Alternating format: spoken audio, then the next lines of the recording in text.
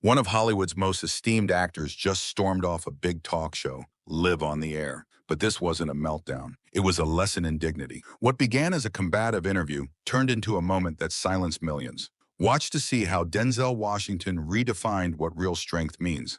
What happens when one of Hollywood's most revered actors takes on a talk show host famous for tearing others down? You're about to witness one of the greatest moments ever recorded on live television, where respect collides with arrogance and dignity will not back down. But before we go in, be sure to subscribe and drop a comment below because this tale, it could change how you view both of these men. The studio lights were scorching hot, the crowd abuzz. Denzel Washington sat down opposite Bill Maher. Two strong voices, two different energies. Bill reclined with that characteristic smirk, poised to strike. "So, Denzel, welcome to the show," he started, his tone smooth but tinged with something keener. "I have to say it's nice to have someone on here who's actually done something of substance, as opposed to most of the celebs that come through in support of vanity projects." Denzel raised an eyebrow, just slightly. He heard the insult behind the praise. "Thank you, Bill. Though, I'd say everyone who's sat in this chair has achieved something. Otherwise, they wouldn't be invited, would they?" Bill grinned, already loading the next jab.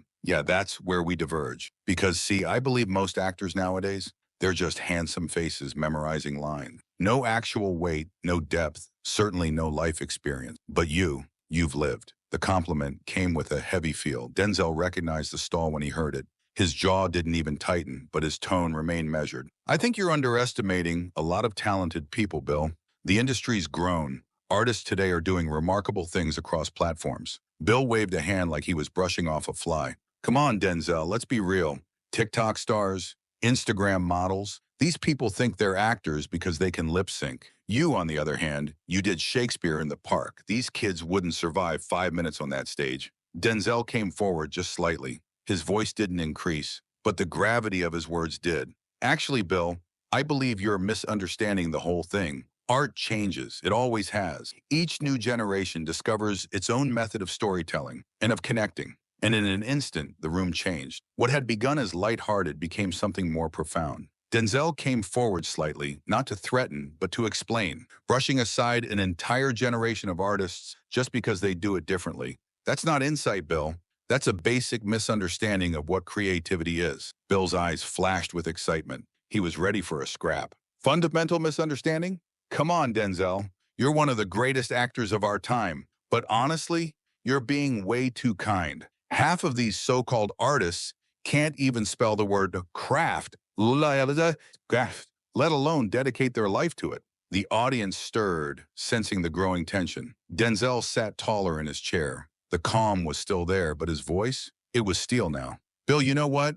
I'm pretty sure you've mistaken cynicism for wisdom." He paused for a beat. "Yeah, I've spent decades perfecting my craft, but that doesn't grant me, or anyone else, license to act as gatekeeper. Some of the best news storytelling that I've ever seen is coming from the very platforms you deride." Bill snorted in outright contempt. "Innovation? You're talking about a 15-second dance clip? Paid clothes, lip-synced song, somebody else's work, shot on somebody else's phone? Please, that's marketing, dressed up like art." Denzel didn't blink. He simply asked, quietly but firmly, "And who appointed you the arbiter of what art is?" The words hit hard. The audience came to a standstill. "You sit at this desk every week," Denzel went on, "tearing down everybody, from politicians to pop stars. But what have you actually built that entitles you to dictate what's significant and what's not?" Bill's smirk crumbled, but only for an instant. "I constructed this platform," he retorted, "a place for honest conversation, unfiltered, truth to power. Maybe if you weren't so caught up being everybody's favorite diplomat, you'd realize that."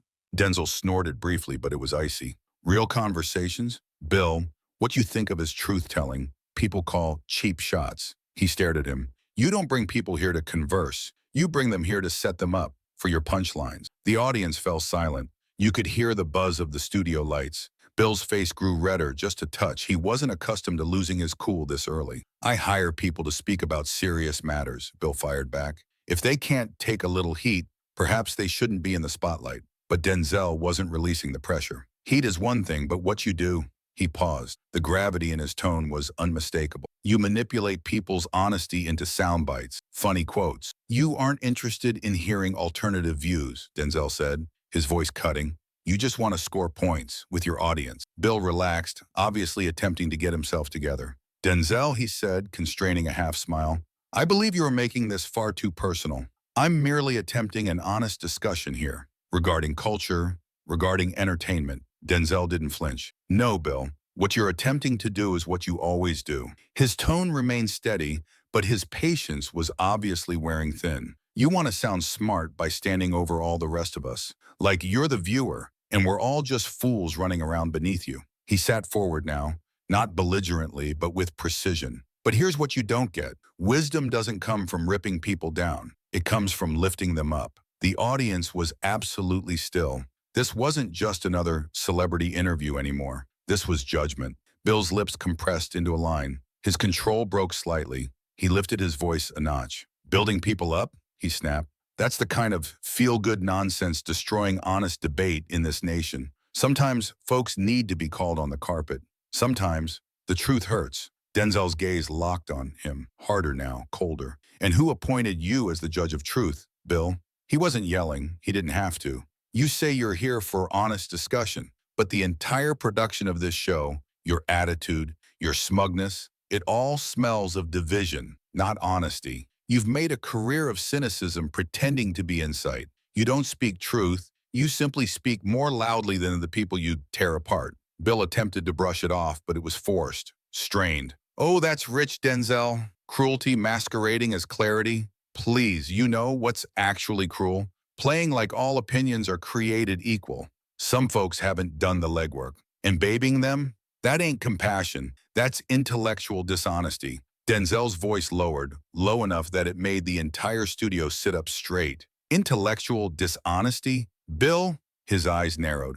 The only dishonesty I see is you acting like your condescension is noble. You're not a truth teller. You're just another bully with a microphone. The room gasped. Audible. No one had ever talked to Bill Maher like this on his own stage. His jaw set. The trademark smirk was gone now. In its place, red cheeks, gritted teeth, and that unmistakable glimmer of humiliation. Bully? Bill spat. His voice broke just a little. You call me a bully, Bill snarled, because I demand people think. Because I won't soft-pedal their emotions when facts are at stake? Denzel didn't blink. His response came quietly, cuttingly, like a scalpel. No, Bill, you're a bully because you use your pulpit to embarrass people, for entertainment. You don't bring guests here to have real conversations. You bring them here to be happy, to provide you with a soundbite, a viral moment, a click. Bill leapt out of his chair, face red now. Viral? Viral? Denzel, I was having real conversations about real issues before social media even existed. Don't sit there and lecture me about authenticity when you've spent your entire life playing make-believe for a living. The word hit like a slap. The room froze. Denzel slowly rose from his chair, taller, calmer, more dangerous. He stepped forward, not close enough to intimidate, but close enough that Bill felt his presence. Playing make-believe? Denzel repeated, voice barely above a whisper. Every eye in the studio was locked on him now. Each part I have ever played, he said, each character I have experienced has been about uncovering truth. Truth about suffering, about hope, about the human condition. I have held up mirrors to people's lives. I have spoken for struggle, identity, forgiveness, redemption. That is not make-believe, Bill. He stopped. What you do isn't even in the same universe. Bill snorted, attempting to regain his footing. Oh, for Pete's sake, don't stand there and make acting a noble profession. You learn lines. Hit your marks. I speak about issues that truly impact the lives of people. Denzel emitted a low, acrid laugh. Real issues? He repeated. Bill, your definition of facing real issues is ridiculing others suffering at a desk. You don't shed light on suffering. You gain from it. You don't commentate, you commodify. You believe that if you cover it in sarcasm, it's wisdom. But actually, you just think everyone else's trauma is humorous. He stepped forward one little step, his voice decreasing in volume. That's not commentary, Bill. That's sociopathy. Bill's eyes widened, his face set. The word cut deeper than any insult the entire night. Sociopathy? He snarled, his voice snapping. Are you crazy? I've spent my whole career confronting hypocrisy, fighting for progress. I've taken stands that have cost me, personally, professionally. Denzel's gaze never broke. You've taken stands, he said, that make you feel superior, not ones that actually cost you. There's a difference with the cigar. He raised his voice now, firm, controlled, devastating. You say you fight for truth, but the truth is, you don't listen. You ridicule. And somewhere along the way, you stopped being brave. Now you just punch down and call it courage. The room was silent. Bill opened his mouth, but said nothing. I view myself as a person who's earned the right to say whatever I want, Bill spat.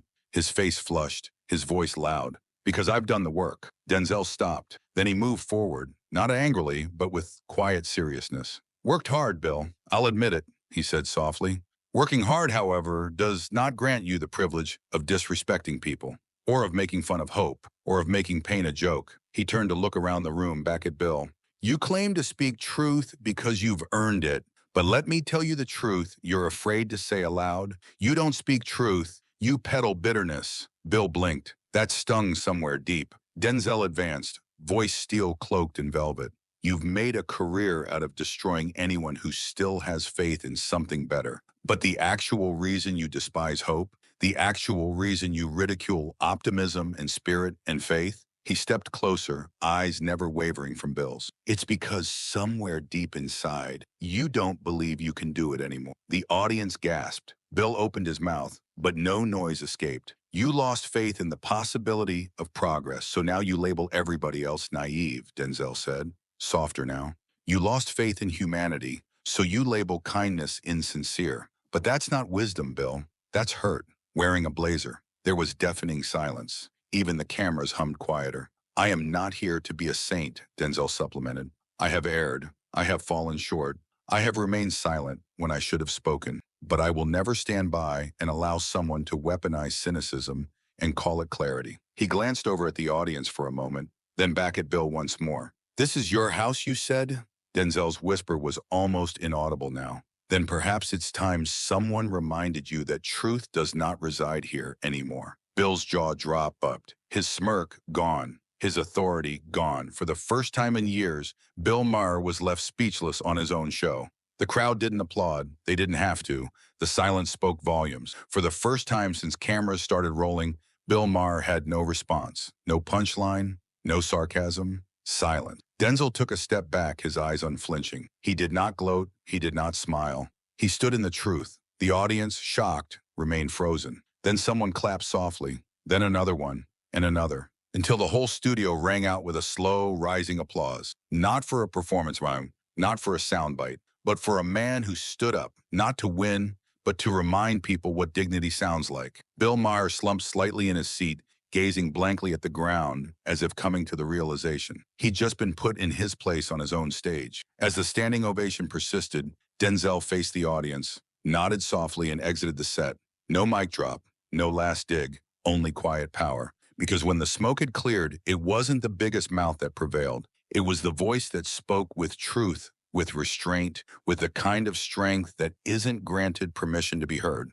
The silence grew, heavy and impenetrable. Bill Maher sat rigid, mouth agape, hands shaking, eyes darting about, as if trying frantically to reclaim control over a moment that now eluded him. Denzel did not move. He did not gloat. He did not push. He simply stood there, quietly, steadily, while a man who had made a living denouncing others was himself being called out for the first time. Then Denzel came closer, speaking softly, but each word slicing with metal. You brought me here believing you'd be doing the asking, but now I'll leave you with only one breathe. When the cameras stopped rolling and the cheering says, who are you when there's no one left to laugh at your jokes? And the crowd didn't cheer. They didn't clap. They sat quietly because they knew they had just seen a man being denuded by truth. Denzel walked away unruffled, leaving the set not like a guest, but like a mirror that had finally been held up to power. Bill Maher leaned back in his chair. For the first time in his career, the joke was on him. Denzel got up, mic in hand, eyes unblinking. No, Bill, you're having a monologue masquerading as a discussion. I was just the latest prop. He laid the mic down on the table with a light touch, his placid tone somehow trumping all of Maher's bombast. You call it conversation. I call it demolition. But the beauty of tearing others down is, it doesn't make you any taller. The audience didn't budge. Some of them looked shocked. Others, relieved. Denzel turned to them with one last nod, a fleeting smile full of grace. I'll leave you all with this. Be careful who you let speak into your soul. Not every loud voice is telling the truth, And not every quiet one is weak. And then he departed the stage, no applause, no goodbye, just the unmistakable weight of something that mattered. A door shut behind him. And what about Bill Maher? He sat there alone, ringed by lights, cameras, and the reverberation of a silence he could not command. The kind that forces a man to face the version of himself he's spent an entire lifetime hiding from. That's the tale of how one of Hollywood's finest actors not only spoke out, he quit on principle, leaving a talk show giant flummoxed in front of the camera. In front of an aghast live audience and rolling cameras, Denzel Washington gave the world a lesson in what real power is not about dominance, but principle. Bill Maher, the man who always gets in the last word, was left standing there in stunned silence, deprived of his smugness, speechless and unable to utter a single retort. For once, the silence was deafening. So we ask you now, did Denzel do the right thing by storming off, or should he have remained and completed the debate? Share your opinions in the comments below. And if you dig stories that provoke, inspire, and show real character, hit that subscribe button for more of the same. You're watching The Unfiltered Floor.